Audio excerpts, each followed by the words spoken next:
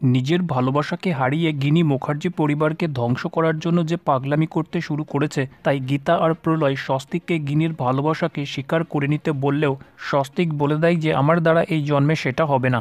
অন্যদিকে ব্যানার্জি পরিবারকে লুকিয়ে মেহেক অঙ্কিতের সাথে তার ভালোবাসা লং ড্রাইভে বেরিয়ে পড়েছে একে অপরের সাথে কিছু সময় কাটানোর জন্য। অন্যদিকে গীতাও অনেকদিন পর স্বস্তিকের সঙ্গে কাটাচ্ছে তার কিছু রোম্যান্টিক মুহূর্ত। মেহেক আর অঙ্কিত গাড়ি থেকে নামতেই কৃপানদের বাড়ির পেপারওয়ালা মেহেক আর অঙ্কিতকে দেখে ফেলে আর বলে যে বৌদি, তোমার তো দারুণ ব্যাপার, ঘরে একটা বাইরে একটা। মেহেক তার কাছে এসে তার গালে একটা চড় মেরে তাকে 1,000 টাকা দিয়ে মুখ বন্ধ রাখতে বলে সেখান থেকে চলে যায়। অন্যদিকে ধীমান সেনের মনে জেগেছে বড় সন্দেহ। সে ঘাবড়ে গেছে এটা ভেবে যে গীতার হাতে অগ্নিজিতের সঞ্জয় চৌধুরীকে মারার ফটোটা কোথা থেকে এলো। ধীমান সেন কিরণকান্তির কাছে ফোন করে জানতে পারে যে ফটোটা কিরণকান্তি তুলেছে। কিরণকান্তি বলে যে সে ফটোটা তোলার পর ফোনটা ফেলে দিয়েছিল, কিন্তু সিম কার্ডটা লুকিয়ে রেখে দিয়েছে। ধীমান সেন বলে আমি নিশ্চিত, দেখুন আপনি, সিম কার্ডটা চুরি হয়ে গেছে আর সেই সিম কার্ডটা থেকেই ফটোগুলো বার করা হয়েছে যেগুলো এখন আমার হাতে। ধীমান সেনের কথা মতো কিরণকান্তি ছুটে আসে সিম কার্ডটাকে চেক করতে। কিরণকান্তি সিম কার্ডটা খুঁজতে থাকে। ওই মুহূর্তে মেহেক এসে বলে যে কাকু সোনা, এই রুমে তো আপনার ছেলে আর বউ থাকে, তাহলে আপনি এভাবে ঢুকে এই রুমে কি খুঁজছেন? কিরণকান্তি বলে যে একটা সিম কার্ড খুঁজছি।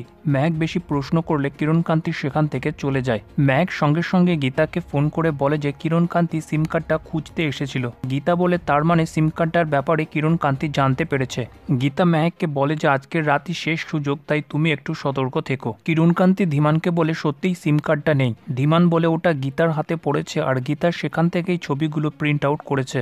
ধীমান সেন কিরণকান্তিকে বলে যে আপনি এত অবহেলা কি করে হতে পারেন? আপনি জানেন এর ফলাফল কি হতে পারে। আমি নিশ্চিত এসবের পেছনে আপনার পুত্রবধূ দায়ী, কারণ ও ওই বাড়ির মেয়ে। ওর উপর নজর রাখুন, নয়তো সবকিছু শেষ হয়ে যাবে। ভজন কিরণকান্তিকে বলে যে আমি জানতাম মেহেকের উপর আমার শুরু থেকেই সন্দেহ ছিল। শুধু সিম কার্ড নয়, আমার এটাও সন্দেহ আছে যে ও আদৌ এই বাড়ির বউ কিনা। কিরণকান্তি আর ভজন সন্দেহ করে বলে যে মেহেকের সুইমিং কস্টিউম চেক করতে হবে। যদি ওটা ভেজা থাকে তাহলে মেহেক সুইমিং করতে গেছিল, নয়তো অন্য ব্যাপার আছে। যেটা শুনে মেহেক নাটক শুরু করে দেয় আর কৃপু কৃপু বলে কৃপানকে ডেকে নেয়। কিন্তু ভজন আর রতিদেবী মেহেকের একটাও নাটক না মেনে তার সুইমিং কস্টিউমটা চেক করলে দেখতে পায় সেটা ভেজা আছে। তারপর মেহেক তার নাটকের লিমিট আরও বাড়িয়ে দেয় আর বলে যে তার শ্বশুর বাড়িতে তার উপর সন্দেহ করা হয়েছে, সে এই বাড়িতে থাকবে না। একটু পর মেহেক কৃপানকে বলে যে আমার সুইমিং কস্টিউমটা কেচে ছাদে মেলে দাও।